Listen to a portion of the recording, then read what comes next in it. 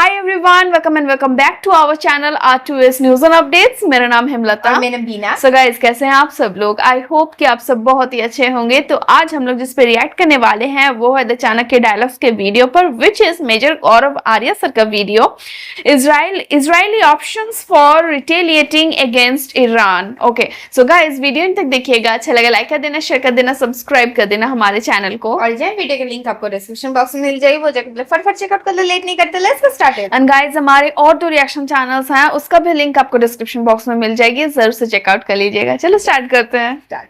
Israel अगर attack करेगा, किस प्रकार से अटैक करेगा? ये पूरा इलाका जो है, पूरा इलाका आग के लपटों में आएगा।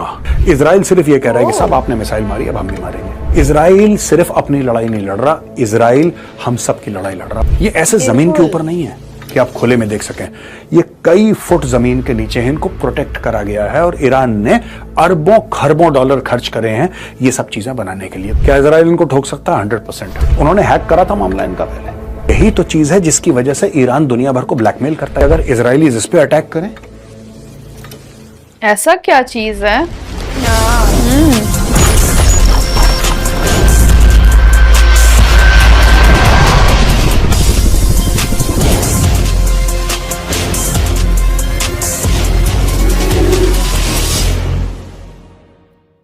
जय हिंद दोस्तों, मैं हूं मेजर गौरव आर्या और आप देख रहे हैं द चाणक्य डायलॉग्स। इस वीडियो को लाइक करिए, हमारे चैनल को सब्सक्राइब करिए, बेल आइकन दबाना बिल्कुल मत भूलिएगा। आपने स्मार्ट बोर्ड पसंद करा, सामने स्मार्ट बोर्ड है दोस्तों, और आज के वीडियो में मैं आपको यह बताऊंगा कि किस तरीके से इजराइल ईरान को अटैक करेगा। इजराइल के पास क्या क्या ऑप्शंस हैं, what are the options in front of Israel, और अगर इजराइल को ईरान को ठोकना है, जो कि ठोकेगा वो आज नहीं तो कल, नहीं तो 10 दिन के बाद, नहीं तो 1 महीने के बाद, समय और लोकेशन देख के इजराइल अटैक करेगा। कौन है जो इजराइल की मदद करेंगे, और इजराइल को अगर ठोकना है ईरान को तो कहां कहां पे वो बम गिराएगा और कैसे बम गिराएगा? क्या इजराइल में वो काबिलियत है? देखिए दोस्तों, ये तो हम डिस्कस कर ही चुके हैं कि ईरान फंस गया। ये मैंने आपको कल भी समझाया था। ईरान फंस गया है बुरी तरीके से। ईरान क्यों फंसा है? ईरान इसलिए फंसा है क्योंकि ईरान आज तक जो भी कर रहा था अपने जो टेरर ग्रुप्स थे, जो प्रॉक्सी ग्रुप्स थे, उनके थ्रू कर रहा था। राइट?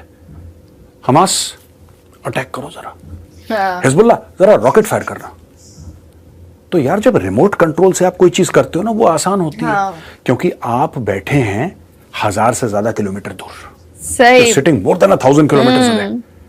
आप इंसुलेटेड हैं, आपको कुछ नहीं होगा। तो प्रॉब्लम कब होती है? जब आपको खुद लड़ना पड़ता है। रियलिटी। और खुद लड़ने में दाम जो है ना बहुत बड़ा देना पड़ता है। अब इतना प्रेशर आया ईरान के ऊपर कि उसने इजराइल के ऊपर हमला कर दिया। हाँ। अब इजराइल के ऊपर हमला कर दिया, ये दूसरी बार उसने हमला करा है, मेजर हमला। पहली बार जब इस्माइल हानिया को मारा था तेहरान में, तब इन्होंने हमला करा था, राइट? और अब इन्होंने हमला करा है जब हिजबुल्लाह का लीडर नसरल्लाह मारा गया।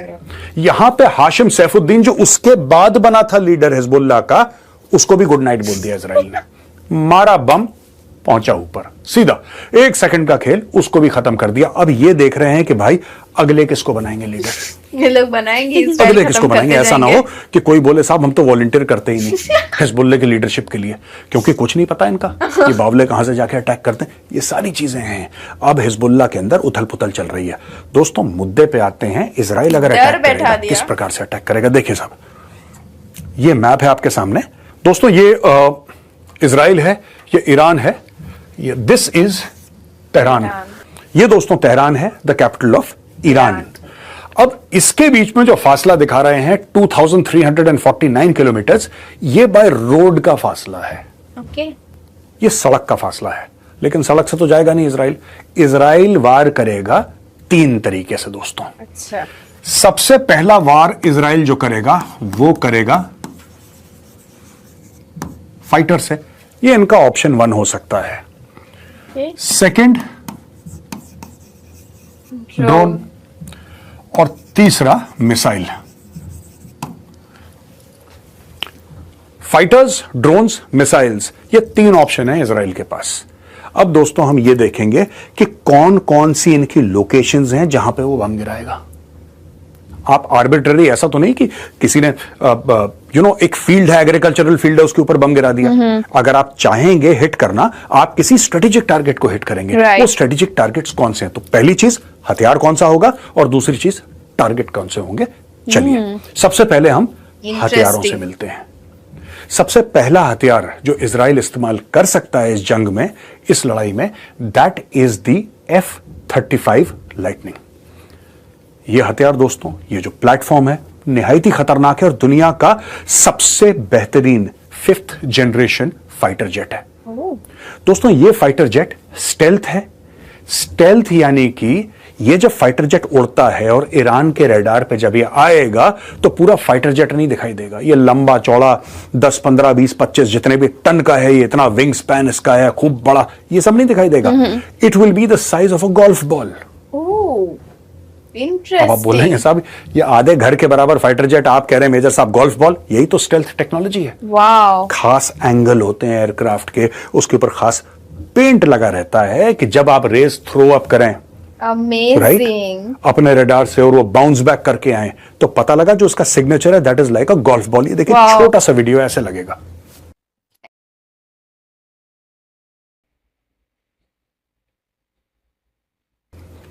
आपने देखा दोस्तों रडार में प्लेन आया, छोटा सा व्हाइट सा डॉट आपको कहीं कोने में दिख रहा है। क्या है यार? ये चिड़िया है, कबूतर है। Nobody knows this is an F-35 jet. ये F-35 जेट फ्लाई करेगा। अच्छा, F-35 जेट जो है it can fly almost 2000 kilometre per hour, थोड़ा सा कम, राइट? और इसका जो टर्न अराउंड है, that complete turn around of the jet, यानी कि कितने डिस्टेंस पे ये मार सकता है इसके पहले कि इसका फ्यूल खत्म हो जाए, दैट इज रफली 1900 किलोमीटर्स।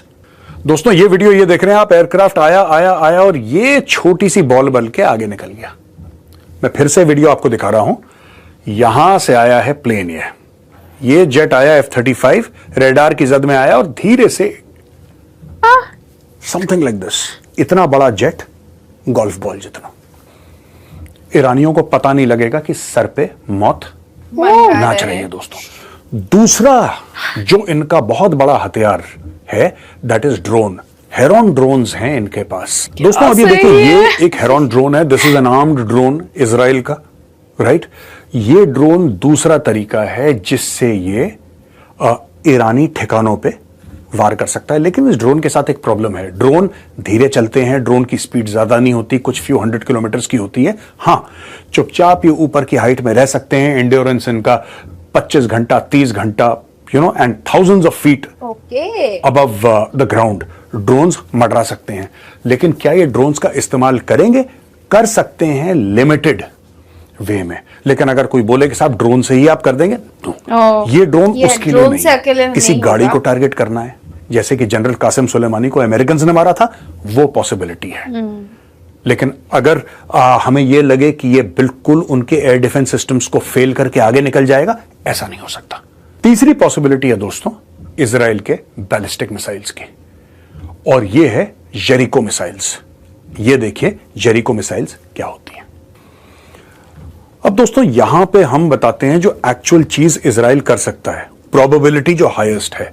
मुझे लगता है कि ड्रोन की प्रोबेबिलिटी नंबर 3 पे है। अच्छा, नंबर 1 की प्रोबेबिलिटी जो है वो बैलिस्टिक मिसाइल्स की है, और ये इजराइल का जेरिको 1 है मिसाइल जो कि 500 किलोमीटर की मारक क्षमता है। जेरिको 2 जिसकी 1500 किलोमीटर की मारक क्षमता है, ये पहुंच सकता है कुछ एरियाज ईरान के। और जेरिको 3 2500 किलोमीटर। ये देखिए साहब, ये जेरिको 1, जेरिको 2, जेरिको 3, ये ईरान के। और ये ईरान के आप देख सकते हैं, ये जो एरियाज आप देख रहे हैं ईरान के, जेरी को धूम मचा देंगे। ये न्यूक्लियर वाला मामला है ईरान का दोस्तों। अब मैं आपको मैप पे ये समझाऊंगा कि ईरान के जो ऑयल रिफाइनरीज हैं या जहां से ऑयल एक्सट्रैक्ट करता है ईरान, जो कि इसकी स्ट्रेटेजिक वैल्यू बहुत ज्यादा है, उस पे कैसे इजरायली मार कर सकते हो, हैं कहां, उनकी लोकेशन क्या है, सर ये भी तो हम जानते हैं। चलिए मेरे साथ। ये दोस्तों कुछ ऑयल रिफाइनरीज हैं, और जो बाइडेन जो यूएस के राष्ट्रपति हैं वो अग्री करते हैं कि हां ईरान की ऑयल रिफाइनरी को हम हिट कर सकते हैं। दोस्तों पहले भारत ने भी ईरान से तेल खरीद रखा है, ऐसी बात नहीं कि भारत ने ईरान से तेल कभी नहीं खरीदा।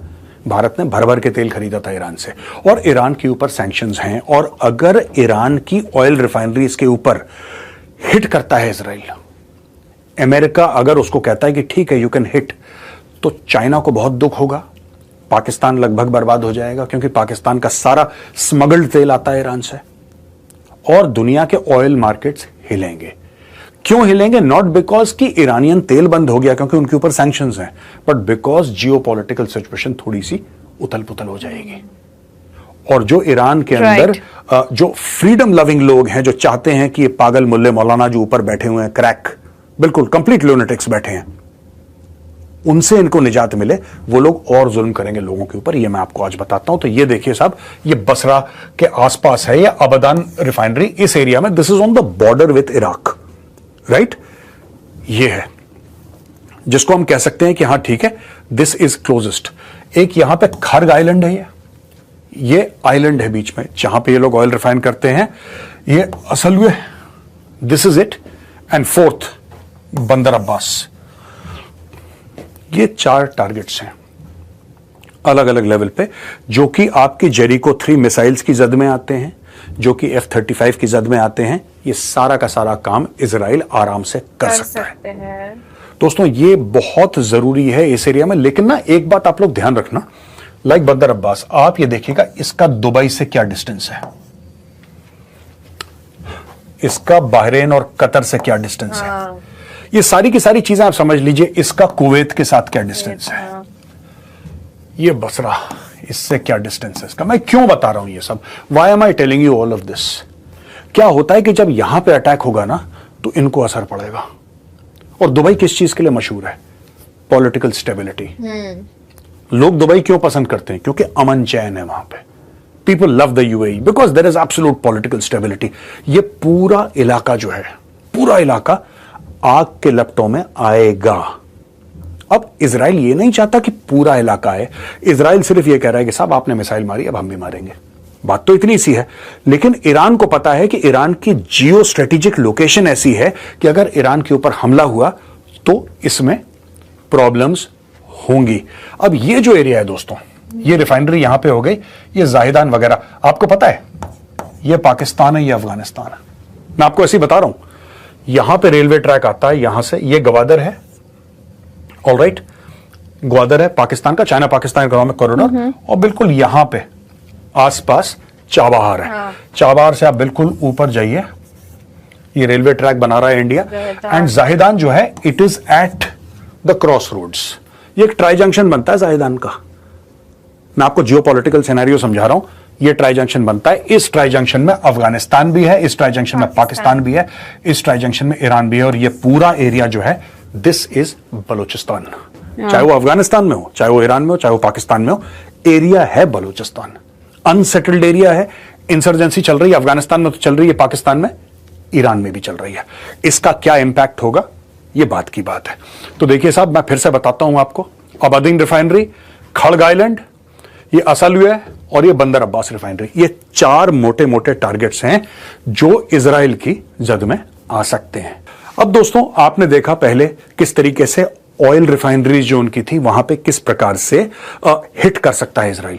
अब मैं आता हूं किस तरीके से इनके जो न्यूक्लियर लोकेशंस हैं, जहां पे इन्होंने वॉरहेड्स रख रखे हैं, जहां पे ये यूरेनियम की एनरिचमेंट करते हैं, जहां पे पूरा बॉम्ब बनाने की इनकी जो फैक्ट्रीज हैं सो टू से, ये कहां पे हैं, इसके बारे में जरा हम आपको बताएंगे। और एक और चीज, ये ऐसे जमीन के ऊपर नहीं है कि आप खुले में देख सकें, ये कई फुट जमीन के नीचे है, इनको प्रोटेक्ट करा गया है, और ईरान ने अरबों खरबों डॉलर खर्च करे हैं ये सब चीजें बनाने के लिए। तो दोस्तों ये आप देखेंगे नीचे, बिल्कुल कुवैत के बिल्कुल सामने है वो शहर, एक ये है, उसके बिल्कुल आप नॉर्थ गए इस्फहान, यहां पे खोंदाब, यहां पे नतांज, ये फोर्डो, और ये Tehran research centre, very important. ये नर्व सेंटर है इनका, तेहरान रिसर्च सेंटर। यहां से सारा खेला काम होता है। हाँ, अच्छा, क्या इजराइल इनको ठोक सकता है? 100%। बैलिस्टिक मिसाइल मार सकता है, बिल्कुल। लेकिन इसमें एक प्रॉब्लम है, अगर आप बैलिस्टिक मिसाइल मारेंगे वो असर नहीं पड़ेगा। अगर इजराइल चाहता है कि इनकी न्यूक्लियर फैसिलिटीज को डिस्ट्रॉय करना, तो ऊपर से उसको एयरक्राफ्ट से उनको बंकर बर्स्टिंग, जो 100, 150, 200 फुट नीचे जाके फटे, वो करना पड़ेगा। और अगर डिस्ट्रॉय ना भी करे, मैं कह रहा हूं डिस्ट्रॉय ना भी करे, लेकिन एक बार उसने कोशिश कर दी ना, तो ईरान को एक वाजे तौर पे मैसेज पहुंच जाएगा कि साहब ये यहां पर भी पहुंच सकते पहुंच सकते हैं। हैं। उन्होंने हैक करा था मामला इनका पहले, आपको पता है इजराइल ने हैक कर दिया था पहले, और यहां पे पूरा जो अमेरिकन प्रेजेंस है, अगर इजराइल ने मन बना लिया कि हमें मारना है, हाँ, वो right? तो मार के रहेगा। अमेरिका कह रहा है कि ऑयल पे मार दो यार, तुम जो ऑयल रिजर्व्स हैं उस पे मार दो। अमेरिका कह रहा है यार इस पे करोगे मामला हाथ से निकल जाएगा। लेकिन दोस्तों यही तो चीज है जिसकी वजह से ईरान दुनिया भर को ब्लैकमेल करता है। जैसे पाकिस्तान है, पाकिस्तान को पैसे ना दो, वो कहता है कि हमारा न्यूक्लियर बम फट जाएगा। पाकिस्तान भीख मांगेगा, आप भीख ना दो, कहता हम न्यूक्लियर हैं। अगर हम अनसेटल हो गए, अगर हम लोग डिफॉल्ट हो गए, तो दुनिया में न्यूक्लियर वॉर पाकिस्तानी करते हैं ना ऐसा, हाँ। वैसे ईरान भी करता है। तो ये जो ईरान के हाथ में बहुत बड़ी धमकी है दुनिया को देने के लिए, इसको हटाना जरूरी है। तो मुझे लगता है कि अगर इजरायलीज इस पे अटैक करें, it will be absolutely a wonderful message to send to the world that the nonsense of Hamas and Hezbollah will not be tolerated। ठीक है दोस्तों, आखिरी में लोग मुझसे अक्सर ये पूछते हैं कि मेजर साहब भारत को क्या करना चाहिए। अगर आप मुझसे पूछें पर्सनली भारत को क्या करना चाहिए, मुझे ऐसा लगता है कि हमें इस मामले में we should support Israel. Israel सिर्फ अपनी लड़ाई नहीं लड़ रहा, इजराइल हम सब की लड़ाई लड़ रहा है। और ऐसा मैं क्यों कह रहा हूं, क्योंकि जो इजराइल के दुश्मन है ना, उसी मानसिकता के हमारे भी दुश्मन है। आपको क्या लगता है हमास और लश्कर तैयबा में कोई ज्यादा फर्क है? आपको क्या लगता है हिजबुल्लाह और जैश ए मोहम्मद के माइंडसेट में? ठीक है, शिया सुन्नी वाला मामला अलग है, कि आपको लगता है इन दोनों के माइंडसेट में कुछ ज्यादा फर्क है? नहीं है दोस्तों, इजराइल सिर्फ अपनी लड़ाई नहीं लड़ रहा है, इजराइल पूरे सिविलाइज्ड वर्ल्ड की लड़ाई लड़ रहा है against these terrorists. Therefore it is important that Israel succeed. दोस्तों यहां पे वीडियो होता है खत्म। आई होप आपको वीडियो पसंद आया होगा। मैंने बोला छोटा सा वीडियो बना के आपको यह बता दूं कि क्या क्या कैपेबिलिटीज हैं इजराइल की और किस प्रकार से इजराइल हिट कर सकता है। टारगेट ज्यादा दूर नहीं है, अंडर 2000 किलोमीटर है इजराइल की फुल कैपेसिटी। और हां, एक आखिरी चीज मैं बताना चाहूंगा। यू सी, इजराइल के एयरक्राफ्ट आएंगे, हिट करेंगे, क्या उनके पास तेल है वापस जाने के लिए? नहीं।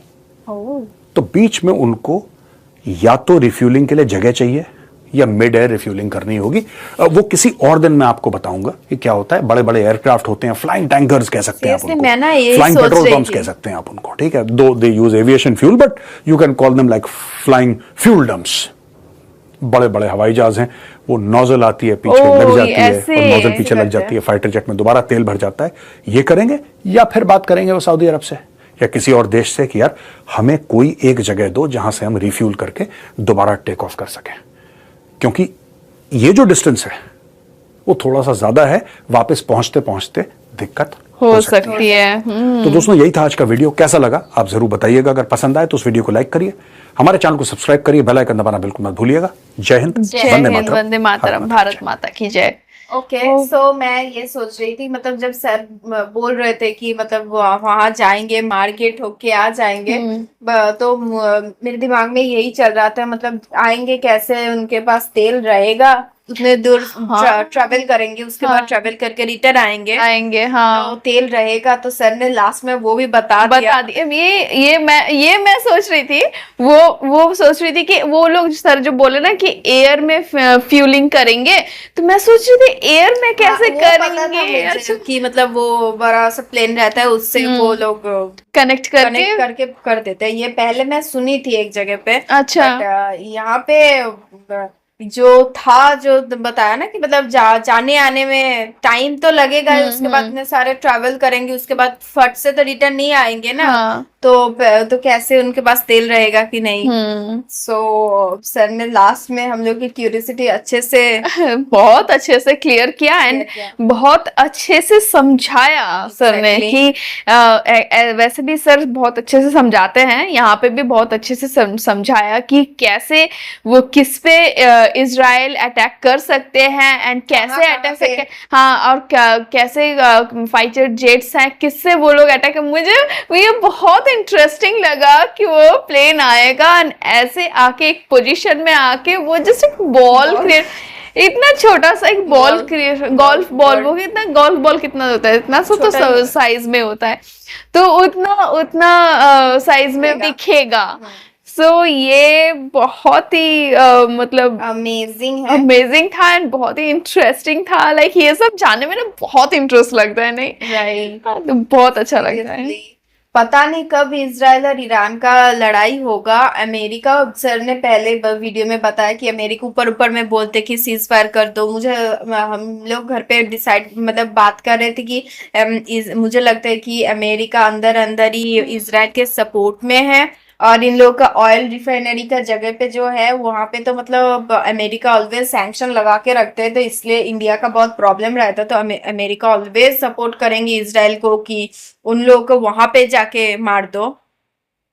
अमेरिका को तो हमेशा तो अपना फायदा ही ढूंढते रहते ये हैं। एक बात है ना कि सुनो सबका करो अपना, तो वही करना चाहिए है करना ना इस चाहिए। टाइम पे। सुन लो सब लोग जो बोलते हैं, सुन लो। मुझे लगता है कि मतलब इजराइल को सोच समझ के करना चाहिए। अगर एकदम अमेरिका बिल्कुल, के वो सुनेंगे करेंगे भी, बहुत स्मार्ट है। बहुत सीरियसली। सो वो चाबहार पोर्ट में भी जो जहाँ पे दिखाया वहां पे इंडिया ने बनाए हैं। अब रेलवे लाइन बना रहे हैं, तो मतलब बहुत स्ट्रेटेजिकल जगह पे सब कुछ है। तो देखते हैं कहाँ पे मारेंगे इजराइल। एग्जैक्टली। तो अब पता नहीं कब उन लोग का फाइट शुरू होगा, तो तब पता चलेगा ना। अभी तो वो लोग मतलब लेबनान में ही है। इजराइल टेररिस्ट को अगर पहले खत्म करना पड़ेगा। और बीच में ईरान को भी कभी कभी रिप्लाई देना पड़ रहा है, क्योंकि उन लोग सब कोई पूछेंगे कि आप कुछ नहीं क्यों कर रहे थे। उन लोग को और उनके पब्लिक को भी बोलना पड़ेगा कि हम लोग ऐसे जवाब दिए। उन लोगों का जवाब का कोई फायदा नहीं होता है। कोई कुछ रिजल्ट नहीं निकलता है कि मतलब ऐसे जीत लिए, ऐसे किए, इजराइल को ऐसे करके वो लोग हरा दिए हैं, कहीं पे उन लोग का इम्पोर्टेंट लोग को मार दिए है। ऐसा मतलब होता ही नहीं है। बस दिखाने के लिए वो लोग कर देते हैं। उन लोग का रिप्लाई कैसा आता है, हम लोग इस बार नहीं छोड़ेंगे इजराइल को, ऐसे ऐसे तो वो लोग बात करते हैं। तो उसके बाद उन लोग का रिजल्ट मतलब जब करते हैं तो उन लोग का रिजल्ट क्या निकलता है ऐसे। या राइट। और सर ने जो बोला खेला होगा, वो खेला होवे, वो एक फेमस ही हो गया है। सो यही था हमारा रिएक्शन गाइस। आपको कैसा लगा आप हमें कमेंट में जरूर बताइएगा। अगर यहाँ तक वीडियो देखे हैं, thank you so much for watching our video. आपको अच्छा लगा लाइक कर दो, शेयर कर दो, सब्सक्राइब कर दो हमारे चैनल को। ओरिजिनल वीडियो की लिंक आपको डिस्क्रिप्शन बॉक्स में मिल जाएगी, जरूर से चेकआउट कर लीजिएगा। मिलते हैं नेक्स्ट वीडियो में, बाय।